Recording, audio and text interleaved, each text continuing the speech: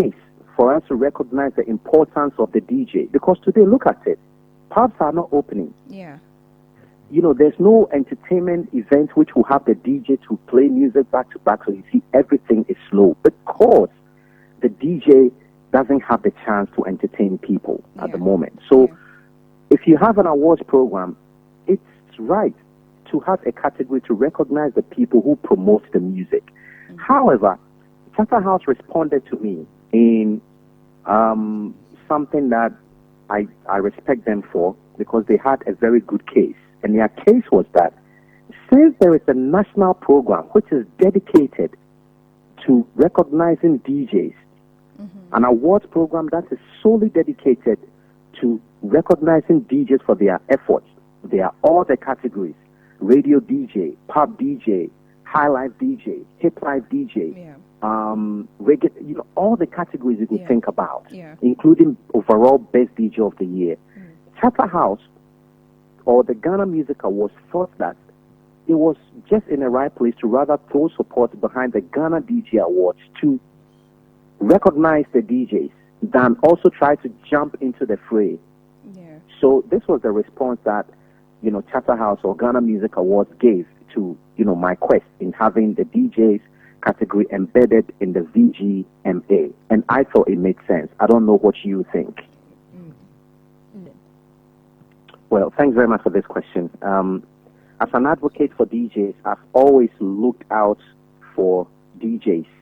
So you may recall that last year, before the Ghana DJ Awards, we held the Ghana DJ Clinic.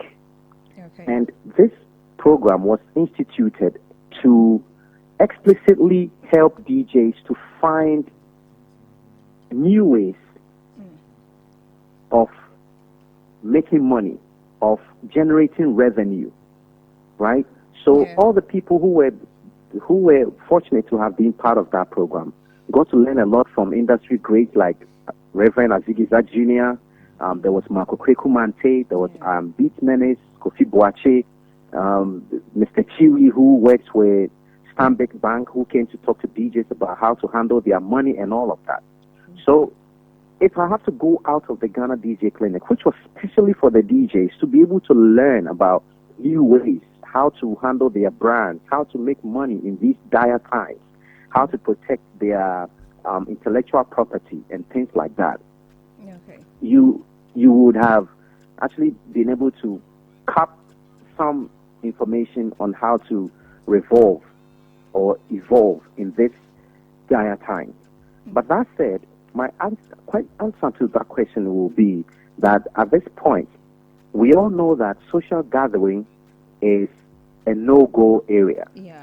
You will not be able to go to the pub to play. Even the weddings, there are restrictions. There are restrictions to everything, the parties.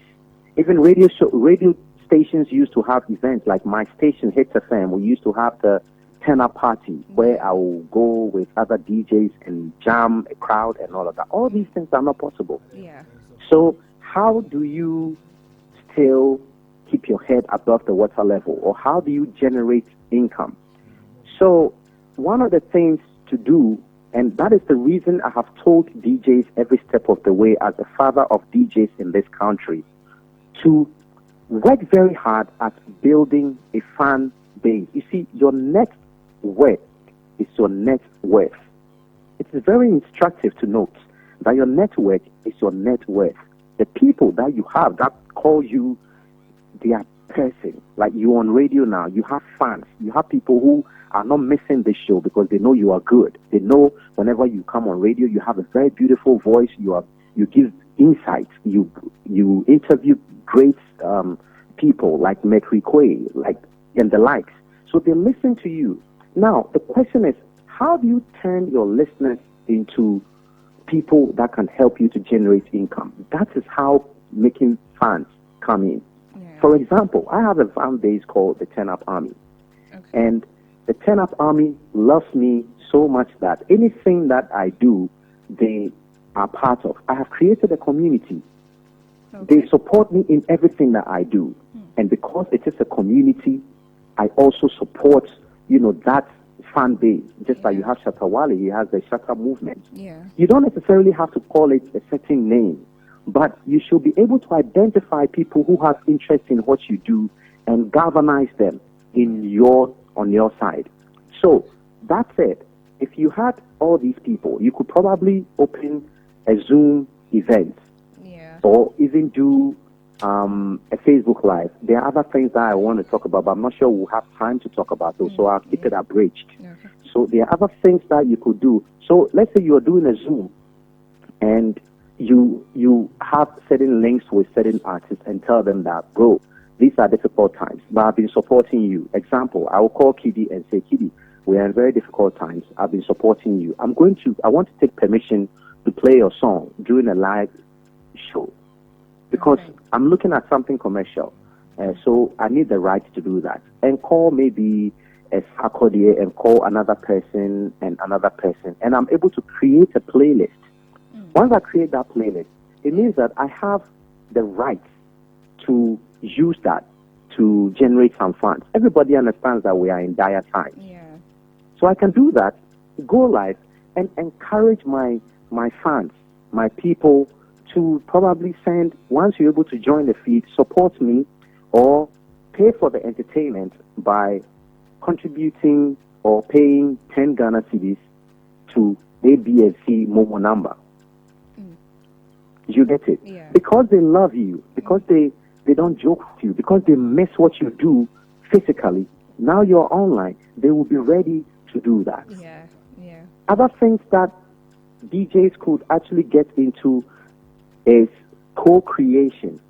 And when I say co-creation, it is high time Ghanaian DJs started looking at other ways to generate revenue and not just bringing together a playlist from certain musicians and playing them back. It is time to join the creation process. And that's the reason why this year, when the Ghana DJ Clinic opens, I expect every DJ to subscribe, to register to attend, because this is how you can get knowledge and take your craft to the next level. Yeah. So you have to start doing co-creation. For example, Kiddy does a song.